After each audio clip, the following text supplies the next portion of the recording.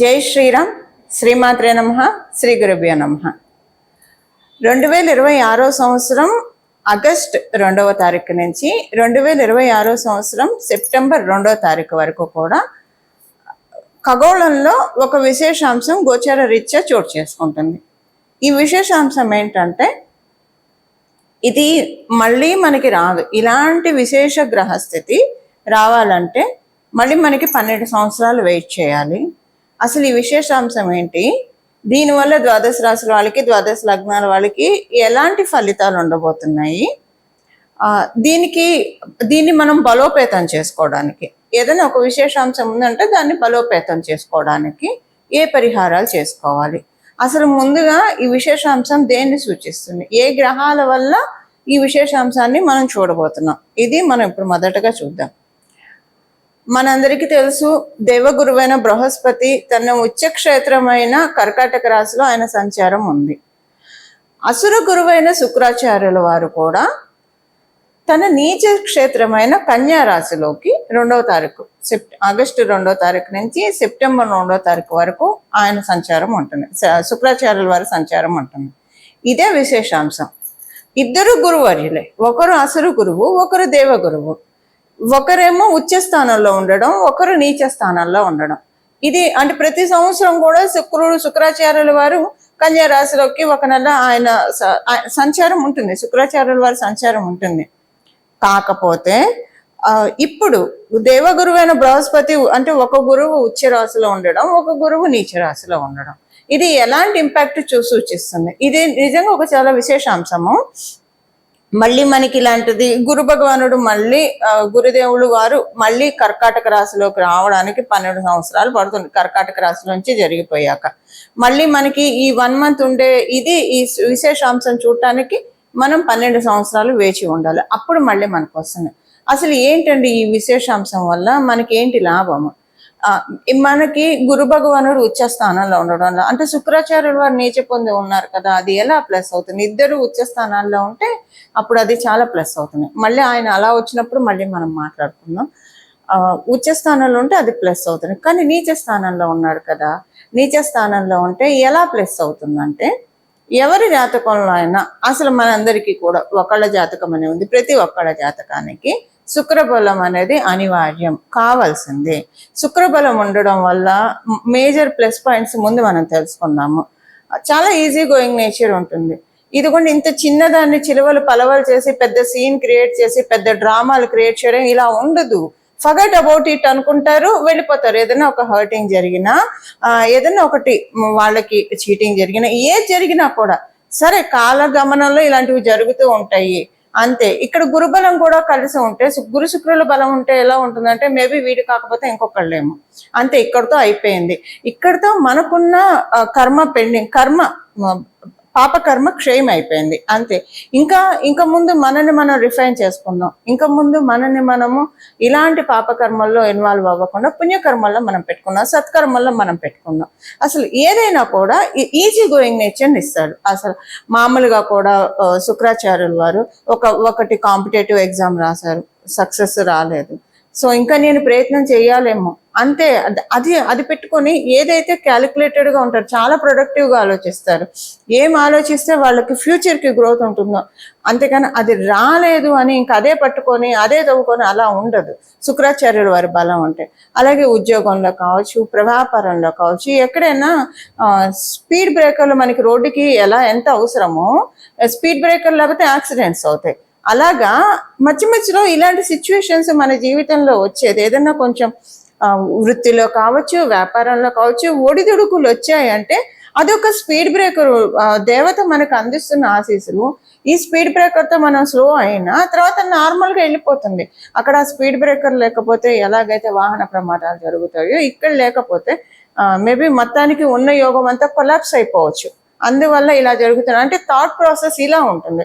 ఒక పాజిటివ్ వేలో చూస్తారు, చూసి అయ్యో నాకే నష్టం వచ్చింది, నాకే ఎందుకు కష్టం వచ్చింది, నేనే కష్టపడుతున్నా, ఇలా ఆలోచించరు. ఇలా ఆలోచిస్తూ ఉన్నారంటే జరిగినవి తవ్వుకుంటూ ప్రపంచంలో ఎక్కడ లేని కష్టాలు మనకే ఉన్నట్లు వాళ్ళకే ఉన్నట్లు భావిస్తే ఇది శనేశ్వరుడు బ్యాడ్ శనేశ్వరుడు ఇన్ఫ్లుయెన్స్ వల్ల ఇలాంటి ప్రాబ్లమ్స్ వస్తాయి. అదేమవుతుందంటే పదే పదే పదే పదే అలా ఆలోచిస్తున్న వాళ్ళు వాళ్ళ జీవితంలో జ్యేష్ఠాదేవిని ఆహ్వానిస్తున్నట్టే. ఆవిడకేంటి ఎప్పుడు దుఃఖంతో కొమిలిపోతూ ఉండడం, జరిగినవి తలుచుకుంటూ ఉండడం, వగచిపోవడం ఉండడము, గోవింద గోవింద గోవింద ఇలాంటివన్నీ ఆవిడకి ఇష్టం. అందువల్ల ఏంటంటే, ఓ మీరు నన్ను పిలుస్తున్నారా, ఎందుకు మీరు అంత శ్రమపడి పిలవడం, నేనే వస్తాను కదా, కాల్ అవే అని ఆవిడ చెప్తూ ఉంటారు. అలా మనకి అది వద్దు కదా, మనకి కావాల్సిన ఏంటి, పరిపూర్ణ శ్రీలక్ష్మి కటాక్షం కదా. అంటే శుక్రాచార్యుల వారి బలం ఎందుకు కావాలి, ఒక డబ్బులు లావిష్ లైఫ్ లగ్జరీ లైఫ్ అని అనుకోకండి. ప్రతి దాంట్లో మనకి సక్సెస్ కావాలంటే మంగళ స్ట్రెంత్ ఉండాలి, కానీ దానికి థాట్ ప్రాసెస్ ఉండాలి కదా. దానికి బుధుడు శుక్రుడు కూడా బలం తోడు వేయాలి. ఎవరికైతే బుధ శుక్రుడు కలిగి ఉంటుందో వైజ్ డెసిషన్స్ తీసుకుంటారు, రైట్ టైంలో రైట్ డెసిషన్స్ తీసుకుంటారు. అనుకుంటారు అసలు ఏం ప్లానింగ్ చేశారా వాళ్ళు, ఎంత చక్కగా ఎదిగారా లైఫ్లో, అలా అనుకుంటాను చూసారా. అది బుధ శుక్రుల బలం ఉంటేనే అంటారు. సో అందులో శుక్రాచార్యుల వారి బలము గోచారంలో, గోచారంలో నీచపడి ఉన్నాడు కాబట్టి, ఎప్పుడు నీచపడితే మనం బలం పెంచుకోవాలంటే అవ్వదండి. మీ జన్మజాతకంలో ఒకవేళ నీచలో ఉంటే ఇది ఇంకా ప్లస్ అవుతుంది. మీ జన్మజాతకంలో శుక్రాచార్యుల వారు లగ్న చాట్లో కానీ నవాంశ చాట్లో కానీ నీచపడి ఉన్నారంటే, ఇప్పుడు ఇది మీరు దాన్ని కరెక్ట్ చేసుకోవడానికి కనీసం ఒక 3 to 5 years కరెక్ట్ చేసుకోవడానికి, బలాన్ని పంపించేసుకోవడానికి. ఇప్పుడు మన ఇంట్లో నీళ్ళు రాకపోతే పక్క బిల్డింగ్ వాళ్ళ నుంచి చాలా మంది చూగుతా నీళ్లు లాక్కుంటారు. సో ఆ స్కేర్సిటీ వాళ్ళకి అక్కడ తెలియకుండా, అలా మనకు గోచారంలో వచ్చేది లాక్కోవడానికి. ఒకవేళ శుక్రాచార్యుల వారి బలం ఉంటే ఇంకా పెరుగుతుంది. ఏమండి మనకి మంచి విషయాలు జరిగితే వద్దని మనం చెప్తామా, చేదా కాదు కదా.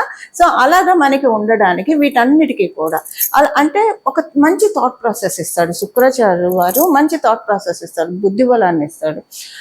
అలా బుద్ధి బలాన్ని, ఆయన ఉన్నది కూడా కన్యా రాశిలో కదా, బుద్ధ భగవానుడు రాశి కాబట్టి ఇలా బుద్ధి బలాన్ని, ఇంకా అందరికీ తెలిసిందే మంచి బట్టలు కట్టుకోవాలి, మంచి ఆర్నమెంట్స్ ధరించాలి, చక్కటి ఫుడ్ తినాలి, మంచి ఇంట్లో ఉండాలి. ఇవన్నీ బేసిక్ నీడ్స్ ప్రతి ఒక్కళ్ళకి ఉంటాయి. సో ఇందులో ఆర్నమెంట్స్ పోని పక్కన పెట్టేస్తే మంచి బట్టలు, మంచి తిండి, అలా మంచి ఇంట్లో ఉండడం, ఇదైతే బేసిక్ నీడ్స్ కదండి. తిండి, గూడు, బట్ట అని మనం చెప్తూ ఉంటాం కదా. వీటిని మించి మనకి రావడానికి ఇప్పుడు గురు భగవానుడు ఉచ్చ రాశిలో ఉన్నాడు కాబట్టి, నీచ రాశిలో ఉన్న శుక్ర భగవానుడి బలం మనం అందరం పెంపొందించుకోవచ్చు. అంటే మనమందరం కూడా శుక్ర భగవానుడు నీచరాశిలో ఉన్న మన జన్మ జాతకాల్లో ఉన్న శుక్రుడిని ఒకడు బలంగా ఉంటే ఇంకా బలోపేతం చేసుకోవడం. అండ్ మ్యారేజ్ రిలేషన్స్ లో కూడా జీవిత భాగస్వామిని సూచిస్తారు శుక్రాచార్యుల వారు. సో ప్రతి విషయంలో కూడా వివాహం కాని వాళ్ళకి వివాహం అవ్వాలంటే శుక్రబలం కూడా ఉండాలి, గురుబలం ఉండాలి, శుక్రబలం మేజర్ గా ఉండాలి. ఇలాంటి వాటికి అన్నిటికీ కూడా శుక్రబలం మనకు కావాలి. ఇలా మనం శుక్రబలాన్ని తెచ్చుకోవడానికి this is the right time. అసలు ద్వాదశ రాశుల వాళ్ళకి, ద్వాదశ లగ్నాల వాళ్ళకి ఏ పాయింట్స్ లో ఈ గురు శుక్రుల ఉచ్చ నీచాలు ఇంపాక్ట్ చూపిస్తున్నాయి. పరిహారము అందరికీ ఒకటే పరిహారం ఉంటుంది, అది చేసుకుంటే మనకి స్ట్రెంగ్త్ బాగా పెరుగుతుంది. పరిహారం చివరిలో మనం తెలుసుకుందాం. అసలు ముందుగా ఏ రాశుల వాళ్ళకి ఏమేం చేయాలన్నది ఇప్పుడు మనం చూద్దాం. సింహరాశి సింహ లగ్నంలో పుట్టిన వాళ్ళకి, మీ సింహరాశిలో పుట్టిన వాళ్ళకి మీకు వ్యయ స్థానంలో ద్వితీయ స్థానంలో జరుగుతుంది ద్విద్వాదశాలు. మీకు ద్వితీయ స్థానములో శుక్రాచార్యుల వారు నీచ పొంది ఉన్నారు. ఇంకొక పెక్యులర్ సిచ్యువేషన్ ఏంటంటే, శుక్రాచార్యుల వారి రాశి ఒక రాశి అయిన తులారాశిలో మీ రాష్ట్రాధిపతి అయిన సూర్యనారాయణమూర్తి రవి నీచ పొందుతాడు. అలాగే 12వ స్థానంలో గురు భగవానుడు. ఇది చూడండి, శుభకర్తరిలో ఉన్నారు సింహరాశి వాళ్ళు, మంచి శుభకర్తరిలో ఉన్నారు. మీ రాశిలో కేతుదేవుడు కూడా ఉన్నాడు ఇక్కడ. అంటే రాహుకేతువులు ఎప్పుడైనా సరే గురు శుక్రుల శుభత్వంలో ఉంటే కనుక మంచి ఫలితాన్ని ఇస్తారు. ఇప్పుడు దేనికి మంచి ఫలితాన్ని ఇస్తున్నారు, ఒక రకంగా చెప్పాలంటే ఆధ్యాత్మికతకి అసలు మంచి కర్టన్ రైజర్ అని చెప్పాలి. మీరు స్పిరిచువల్ గా గ్రో అవ్వడానికి. ఇప్పుడు ఉద్ధరేతు ఆత్మానం అని భగవద్గీత చెప్తుంది. మన ఆత్మని, ఎవరి ఆత్మని వాళ్ళే ఉద్ధరించుకోవాలి. మనం జన్మ తీసుకున్నదే మనలో ఉన్న ఆత్మారాముణ్ణి ఉద్ధరింప చేసుకోవడానికి. మళ్ళీ ఈ బర్త్ సైకిల్లో పడకుండా, దాంట్లోంచి ఏం చేస్తే మనం ఈ బర్త్ సైకిల్లో పడకుండా ఉంటామో అలాంటి పనులు ప్రకృతి మాత గైడెన్స్తో మనం చేస్తూ, జగన్మాత మహాదేవుడి జగన్నాథుడి గైడెన్స్తో మనం చేస్తూ దీంట్లోంచి బయటపడతాము. అలా ఇప్పుడు అందరూ ఇదే స్ట్రీమ్లో ఉండాలని ఉండదు కదా, లౌకికంగా ఉన్న వాళ్ళు కూడా ఉంటారు. సో ఆధ్యాత్మికంగా ఉన్న వాళ్ళకి నేను ఇంకా ఈ పాయింట్ కంప్లీట్ చేయాలి, ఈ పాయింట్ కంప్లీట్ చేసి అది చెప్తాను. ఆధ్యాత్మికంగా ఉన్న వాళ్ళకి ఏంటంటే మంచి మిరాకిల్స్ మీరు చూస్తారు, చాలా మంచి మిరాకిల్స్. ఈ మిరాకిల్స్ ఎలా ఉంటాయి అంటే ఆధ్యాత్మిక సంబంధమైన మిరాకిల్స్. మీరు అనుకున్నది అనుకున్నట్టు, అంటే మీరు బాగా డీప్గా ఆధ్యాత్మికంలో ఇన్క్లైన్ అయ్యి ఉంటే మటుకు ప్రతిదీ కూడా మీ మనసులో మాట నేచర్ వింటుందా, అలాగే మీరు అనుకున్నది అనుకున్నట్టు. ఒకవేళ మీరు ఏదైనా చెడు జరుగుతుందంటే భయపడితే అసలు అది జరగదు. మీకు ఏదన్నా మంచి జరుగుతుందని మీరు ఒక భావన చేస్తే అలా జరిగిపోతుంది. మీకు అర్థం కాదు ఇదేంటి, ఎవరన్నా ఇప్పుడు సపోజ్ ఎవరి గురించి అని అనుకున్నారు, ఇవాళ వీళ్ళతో మాట్లాడితే బాగుంటుందేమో అనుకుంటే వాళ్ళే మీకు కాల్ చేస్తారు. ఇదేంటి విన్నట్టు కాల్ చేస్తారు అనుకుంటారు మీరు. లేదా మీకు ఎవరితోన్నా మాట్లాడాలని లేదు, బట్ ఆబ్లిగేషన్ మీద మాట్లాడాల్సి వస్తారు. సో అక్కడి నుంచి మీకు కాళ్ళు ఒకవేళ ఎవరైనా చేసి వాళ్ళకి ఇచ్చినా వాళ్ళు ఒక్క నిమిషం కూడా మాట్లాడకుండా పెట్టేస్తారు. ఇదేంటి మన పక్కనే ఉండి వింటున్నట్టు చేస్తున్నారు అన్నట్టు అనిపిస్తుంది. ఇది బాగా డీప్గా ఆధ్యాత్మికతలో ఇన్క్లైన్ అన్న వాళ్ళకి.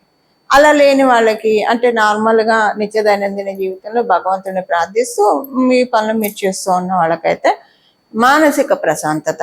ఎంత మానసిక ప్రశాంతత అంటే ఈ ఒక రకమైన ఇది, ఒకవేళ ఒక చిన్న ఇబ్బంది వస్తే అబ్బాయి ఏముందిలే ఇది అయిపోతుంది అన్నట్టు అనిపిస్తుంది, అయిపోతుంది కూడా. మీకు అనిపిస్తూ ఉంటుంది అంతకుముందు ఒక చిన్న కష్టానికి బెంబేలు ఎత్తిపోయే, అంటే అలాంటి మనస్తత్వం ఉందని నేను చెప్పట్లేదు, ఒక్కోసారి సిచ్యువేషన్స్ అలా చేస్తూ ఉంటాయి కదా. అలా ఎప్పుడన్నా అనిపించినా ఇప్పుడు ఒకవేళ ఏదన్నా వచ్చినా ఇదేముంది అయిపోతుంది, ఇది సాల్వ్ అయిపోతుంది, ఇది సాల్వబుల్లే అన్నట్టు అనిపిస్తుంది. ఇదే విడి సమయాల్లో మీకు అనిపిస్తుంది ఇదే అంతకుముందు ఇలానే జరిగినప్పుడు అప్పుడు ఎంత భయపడిపోయాము, ఎంత ఇదయ్యాము, ఎంత ఆదుర్ద పడ్డాం, ఎంత ఆందోళన పడ్డాం, ఇప్పుడు ఎందుకు ఇలాగా, మనలో మెచ్యూరిటీ ఇంత డెవలప్ అయిందా. అంటే మెయిన్ ఏంటంటే మెచ్యూరిటీ. ఈ మెచ్యూరిటీ దేనికి మెచ్యూరిటీ, మన బ్రెయిన్ ఫిజికల్ బ్రెయిన్ మెచ్యూరిటీ కాదు, ఆత్మకి సంబంధించిన మెచ్యూరిటీ. ఆత్మకి సంబంధించిన మెచ్యూరిటీ అంటే ఏంటి, మనలో ఉన్న జీవతత్వాన్ని మనం తెలుసుకుంటే మనకి లైఫ్ ఇహలోకంలో ఉన్న ప్రాబ్లమ్స్ అన్నీ కూడా కమ్ డౌన్ అవుతాయి. దీనికి పర్ఫెక్ట్ అంటే మనకి లివింగ్ ఎగ్జాంపుల్ పూజ్య గురువులు రమణ మహర్షి వారికి ఒకసారి వైద్య ప్రక్రియలో భాగంగా వారిని ఒక గదిలో పెట్టేసేసి చుట్టూ హీట్ మిషన్స్ పెట్టి వెళ్ళారు నర్సులు. అది ఒక సర్టెన్ టైం ఉంటుంది, ఆ టైం అయిపోయిన తర్వాత దాన్ని ఆఫ్ చేయాలి. వాళ్ళు రావడం మర్చిపోయారు, ఇంకా అసలు అది ఆఫ్ చేయలేదు. మరుసటి రోజు గుర్తొచ్చి గబగబా పరిగెత్తుకుంటూ వెళ్ళి చూస్తే ఆ స్వామివారి శరీరం మొత్తం కూడా బొబ్బలెక్కి, అంటే శరీరం కాలితే ఎలా ఉంటుంది చెప్పండి, అలా బొబ్బలెక్కి వేడిగా ఉంది. ఆయన అలా చూస్తూ కూర్చున్నారు, ఇంతే ఇలానే చూస్తూ కూర్చున్నారు. వాళ్ళు వచ్చి ఏడ్చారు అందరూ కాళ్ళ మీద పడి, అయ్యా స్వామి మీకు ఇలా అయింది, ఎలా తట్టుకున్నారు ఇదంతా, సారీ క్షమించండి అంటే, రాత్రి అంతా ఆ పరికరాలు ఏవో పెట్టారు, శరీరము చాలా ఇబ్బంది పడింది, అదే చూస్తూ ఉన్నా శరీరం పాపం బాగా ఇబ్బంది పడిపోతూ ఉందని చెప్పి. అంటే చూడండి, ఆత్మ వేరు శరీరం వేరు అన్న ఎరుకని ఇస్తుంది మనకి ఆధ్యాత్మికంగా. ఆత్మను ఉద్ధరించుకుంటూ ఉంటే మరి అదే మనకి చిన్నగా కొంచెం, అంటే మరీ బాగా వంట చేసేవాళ్ళు కొంచెం కాళ్ళ పట్టించుకోరు అనుకోండి, మరి ఎంతైనా బాగా కాలితే ఎవరైనా పట్టించుకుంటాం కదా, మామూలుగా కొంచెం వేడి నీళ్ళు పడితేనే విలువిల్లాడిపోతామే. అలాంటిది శరీరం అంతా గాయాలతో బొబ్బలతో ఉంటే స్వామివారు రవ్వంత కూడా చెలించకుండా ఉన్నారంటే అది ఆత్మబలం. అంటే ఆత్మబలం ఉన్నప్పుడు ఇందులో ఉన్న ఆత్మనే నేను, ఈ జీవుణ్ణే నేను, ఈ శరీరం నాది కాదు, ఈ మనసు నాది కాదు అన్న తత్వం ఒకటి ఉన్నప్పుడు, అంటే ఇదంతా ఎందుకు చెప్తున్నానంటే ఇహలోకంలో కష్టాలు స్వల్ప తర్వాత మనల్ని బాధించవు, అది నేను చెప్పే ఉద్దేశం. ఇప్పుడు ఇది ఇలాంటి మనకి నిజంగా జరిగిన సంఘటనలు చెప్తే కనెక్ట్ అవ్వడానికి బాగా ఉంటుంది కదా, అందుకని చెప్తున్నాను, జరిగిన సంఘటన చెప్తున్నా.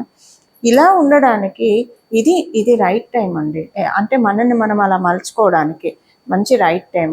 సో ఇహలోకంలో అంటే ఇప్పుడు అలా అవుతుంది, మీకు లౌకికంగా ఉన్నా కూడా ఇహలోకంలో ఇబ్బందులు ఒకవాళ్ళు వస్తే మీ జన్మజాతకం బాగోకపోయినా అది మిమ్మల్ని ఏం బాధించడు. సరేలే పోని అయిపోయింది, ఇలాంటివన్నీ చూసాము, ఇవన్నీ చూడకుండా ఇక్కడికి వచ్చాము అనుకుంటారు. ఒకవేళ మీరు ఇప్పుడు లైఫ్ స్టార్టింగ్ స్టేజ్లో ఉంటే ధైర్యం బాగుంటుంది, ఇది ఇంకా మీకు మంచిది.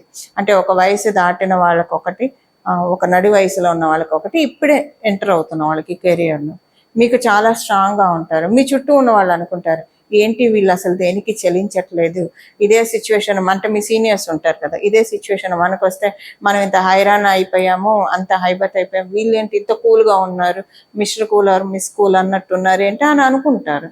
అంత చక్కగా హ్యాండిల్ చేస్తారు మీరు సిచ్యువేషన్స్ని. సో ఆ సిచ్యువేషన్ వచ్చినప్పుడు బెంబేలు పడిపోవడం కాదు, దాన్ని ఎలా హ్యాండిల్ చేయాలి, దాన్ని ఎలా మాస్టర్ చేయాలని తెలిసిన వాళ్ళే స్థితప్రజ్ఞులు అని భగవద్గీతలో గీతాచార్యులు వారు చెప్పారు. అలా స్థితప్రజ్ఞత సాధించడానికి this is the right time for సింహరాశి, సింహలగ్నం.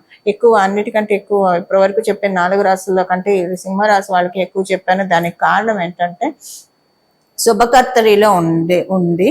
అందులో మీ రాశాధిపతి నీచపడే తులారాశాధిపతి కన్యా రాశిలో నీచపడి ఉన్నాడు. సో అందుకని స్పెషల్ సిగ్నిఫికెన్స్ అన్ని రాశుల కంటే కూడా ఎక్కువ మీ రాశి వాళ్ళకు ఉంటుంది. అలాగే కర్కాటక రాశి, కన్యా రాశి వాళ్ళకు కూడా ఉంటుంది. ఎందుకంటే జరిగేది ఆ రాశుల్లో కాబట్టి. కర్కాటక రాశిలో గురు భగవానుడు ఉచ్చులో ఉన్నాడు, కన్యా రాశిలో శుక్రాచార్యుల వారి నీచులో ఉన్నారు కాబట్టి ఈ 3 రాశులకి ఎక్కువ సిగ్నిఫికెన్స్ ఉంటుంది. ఇవి మీకు వచ్చే ఫలితాలు. కాలపురుషుడు కుండలిలో నుంచి చతుర్థ మరియు షష్ఠ రాశుల్లో ఉన్న గురు శుక్రుల బలాన్ని, అంటే వాళ్ళిద్దరూ కూడా ఒకళ్ళ నుంచి ఒకళ్ళు తృతీయ లాభస్థానాల్లో కూడా ఉన్నారు. గురువు నుంచి శుక్రాచార్యుల వారిని చూసుకుంటే తృతీయ స్థానం, శుక్రాచార్యుల వారి నుంచి బృహస్పతిని చూసుకుంటే దేవగురువు అని బృహస్పతిని చూస్తే లాభస్థానంలో ఉన్నారు.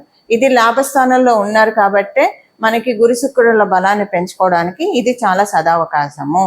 వీళ్ళిద్దరు బలం ఉంటే చాలు.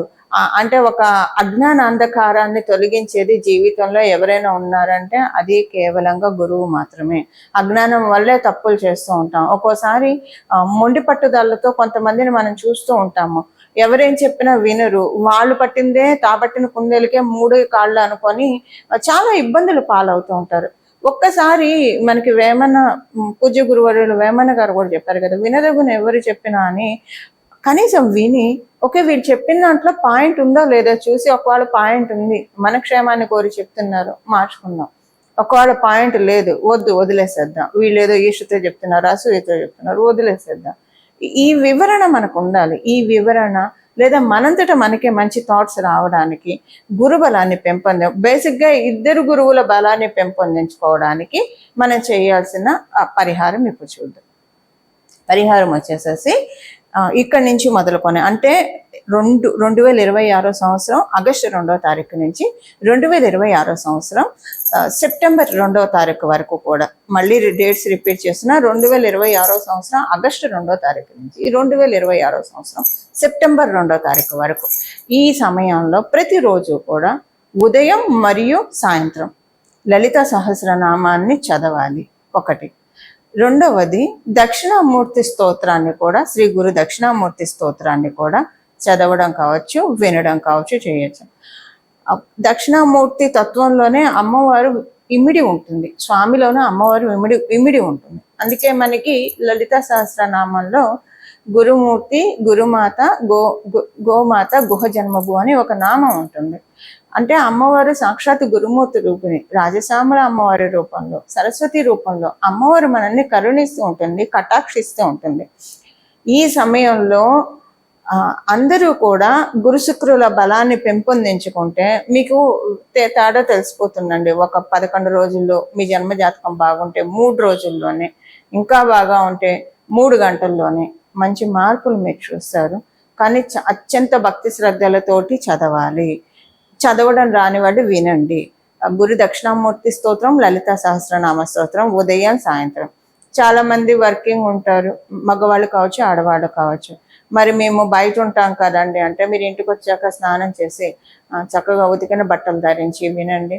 2 పూట్లో కుదరదు, పొద్దున పూటే చదవండి, 2 సార్లు చదవండి, ఒకటే లేదా వినండి పొద్దున పూటే. సాయంత్రం పూట చంద్రుడిని చూసి నమస్కారం చేసుకోండి. ఆకాశంలో ఇప్పుడు శుక్లపక్షంలో అయితే చంద్రుడు కనిపిస్తూ ఉంటాడు, కృష్ణపక్షంలో అంటే మనకు అమావాస్య రోజు కనిపించడు, తర్వాత కూడా కొన్నిసార్లు మబ్బుల్లో ఉండి కనిపించడు, ఆకాశంలో చంద్రుడు ఉంటాడు కాబట్టి ఆయన చూసి దండం పెట్టుకోండి. దీంతో పొద్దున్నే ఉదయాన్నే సూర్యచంద్రులు అమ్మవారికి కళ్ళు, అలాగే పరమశివుడికి 2 కళ్ళు, ఆయనకి 3వ కన్ను అగ్ని, సూర్య శశాంక వహ్ని నయనం అని చెప్తాం మనం ఆయనకి. సో వాళ్ళిద్దరికీ దండం పెట్టుకోండి. అమ్మవారు 2 కళ్ళకి దండం పెట్టుకోవడము ఇది చాలా విశేషమైన ఫలితాన్ని మన జీవితంలో కలిగిస్తుంది. ఇలా ఉదయాన్నే స్నానం చేసిన వెంటనే శుభ్రమైన వస్త్రాలను ధరించి లలిత సహస్రనామాన్ని పారాయణం చేయండి. లేదు 3 సార్లు చేస్తే మంచిది. ఒకటేసారి కూర్చొని చేసేప్పుడు 3 సార్లు చేస్తే మంచిది. లేదా పొద్దున ఒకసారి, సాయంత్రం ఒకసారి. కుదరదంటే ఒక్కసారన్నా చేసుకోండి, పర్లేదు. అమ్మవారికి మన ఆర్తి తెలుసు కాబట్టి ఒకసారి చేసుకున్నా పర్వాలేదు. ఇలా చేసుకోవడం వల్ల గురు శుక్రుల యొక్క బలాన్ని మనం మన జీవితంలో తీసుకోవడానికి అవకాశం ఉంటుంది. ఇక్కడ నుంచి ఒక 3 సంవత్సరాల్లో మంచి మార్పులు మనం చూడడానికి, ఒక 3 సంవత్సరాల వరకు ఇప్పుడు మనం తీసుకున్న ఈ నెలలో మనం తీసుకున్న బలం రిటర్న్ అవుతుంది. అందులో ఇప్పుడు చూస్తున్నాం కదా రెసిషన్ అని. సో కొంతమందిని తీసేయడం ఇలాంటివి కూడా చాలా బాధపడుతూ ఉన్నారు కదా చాలా మంది. కొంతమందికి వ్యాపారాలు సరిగ్గా సాగక ఇబ్బంది పడుతూ ఉన్నారు. వీటన్నిటి నుంచి బయటపడడానికి కొంతలో కొంత ఒక 3 సంవత్సరాలు అయితే మనకి బెనిఫిషియల్గా ఉంటుంది. ఇది పరిహారం చేసుకోవాల్సిన పరిహారము. మీరందరూ కూడా స్వామివారిని, జగన్మాతని, మహాదేవుడి చరణాలని ఆశ్రయించి మంచి లబ్ధిని పొందుతారని, మనమందరం కూడా మహాదేవుడి యొక్క, జగన్మాత యొక్క పరిపూర్తి కృపాకటాక్షాన్ని అందుకోవాలని చెప్పి మనందరి తరఫున జగన్మాత చరణాలను అలాగే మహాదేవుని చరణాలను శిరస్సు ఉంచి నమస్కరిస్తూ మంగళం. నమో భగవతే వాసుదేవాయ.